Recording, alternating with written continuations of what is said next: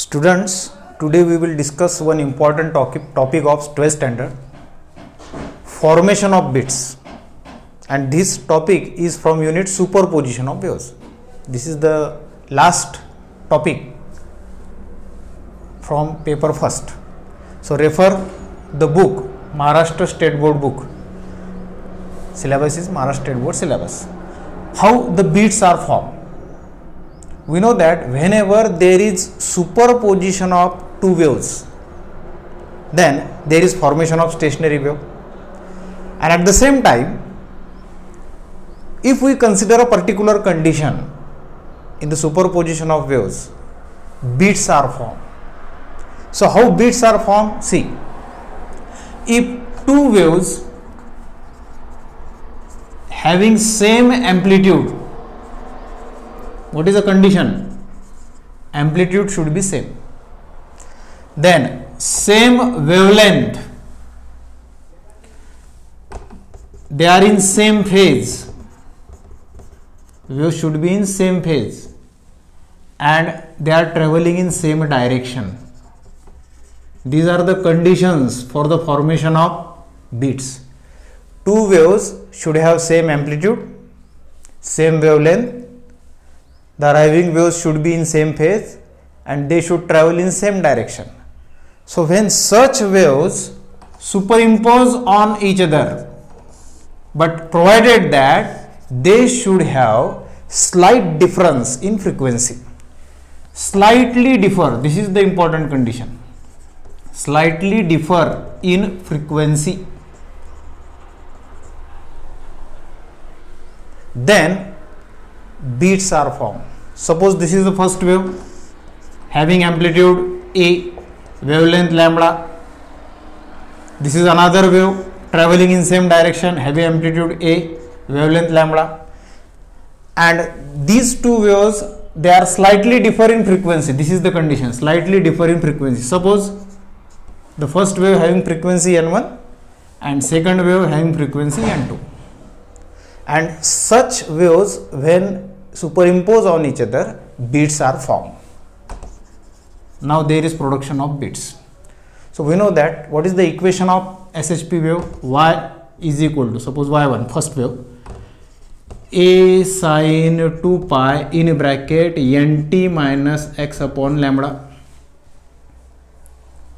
Y2, A sin 2 pi, suppose here N1, here N2, N2t minus x upon lambda. Now since the waves are in same phase, we can cancel this term. Wavelength are also same, we can cancel this term. So simply we get the resultant displacement due to superposition of these two waves, y1 plus y2, and it is nothing but A sin 2 pi n1t plus A sin 2 pi n2t. This second term I have cancelled here due to same wavelength and same phases. So we can solve this for the formation of bits. So y is equal to, we can take A common. This is complete C, suppose, and it is D. So we can use formula, one important formula, sin C plus sin D. What is that formula? 2 times sin C plus D by 2 into cos C minus D by 2. This is the important formula that we can apply here. So 2 times sin 2 pi n1 plus n2 by 2, t is common, into cos, again 2 pi C minus D. So what one can write? N1 minus N2 by 2 into T. So rearrange this equation. Y is equal to twice A, cos term take front here, twice A cos 2 pi n1 minus n2 by 2 into t into sine 2 pi n1 plus n2 by 2. It is the average frequency of these two different waves. First wave having frequency n1, second wave having frequency n2. So average of that, let it be capital N, average frequency n1 plus n2 by 2.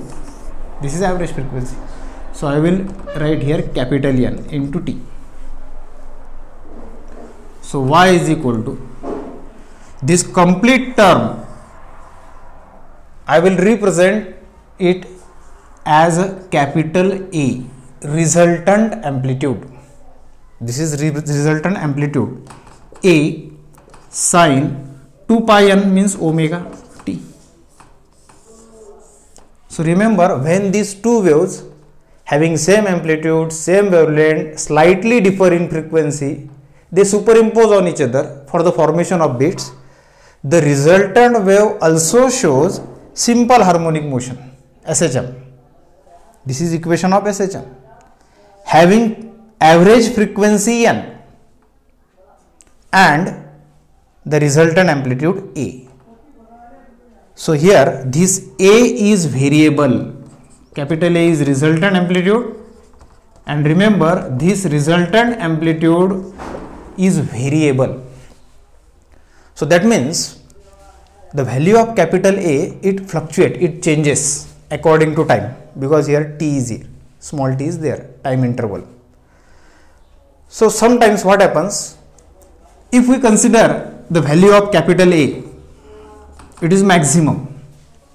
So how much maximum value of capital is possible? Remember, the amplitude is plus A here and plus A. If we add this amplitude, we get twice A. And if we consider minus A and minus A, here what we get? Minus twice A.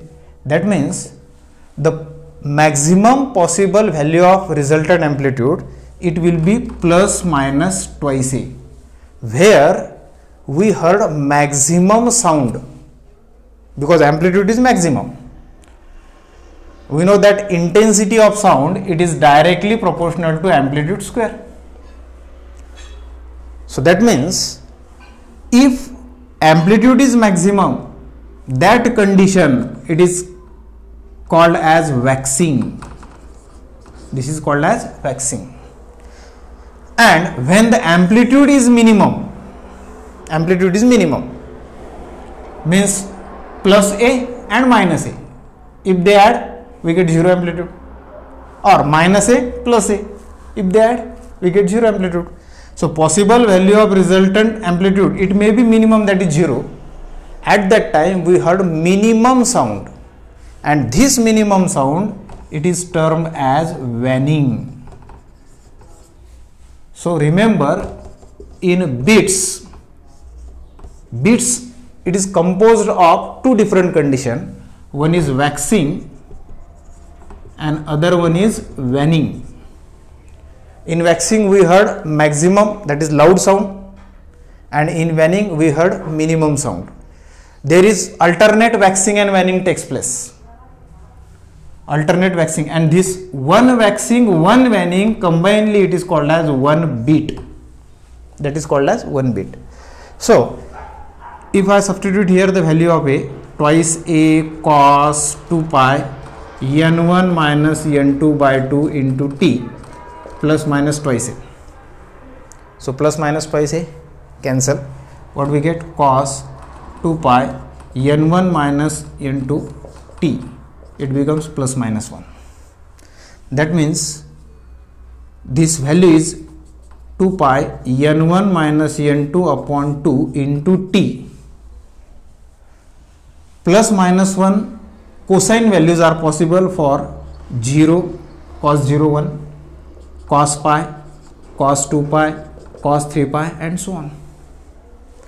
So if we equate each value, we get time interval t.